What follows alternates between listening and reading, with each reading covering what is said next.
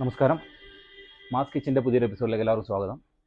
അപ്പോൾ ഇന്ന് നമ്മൾ ഒരു ഫുൾ ചിക്കൻ എടുത്തിട്ടുണ്ട്. ഇതിന് നമുക്കൊരു തേങ്ങ അരച്ച് കുറുമ പോലെ ഉണ്ടാക്കിയെടുക്കാം, ഒരു കറി ഉണ്ടാക്കിയെടുക്കാം. പിന്നെ 2 ഫിലോപ്പി, ഒരു കട്ട്ള.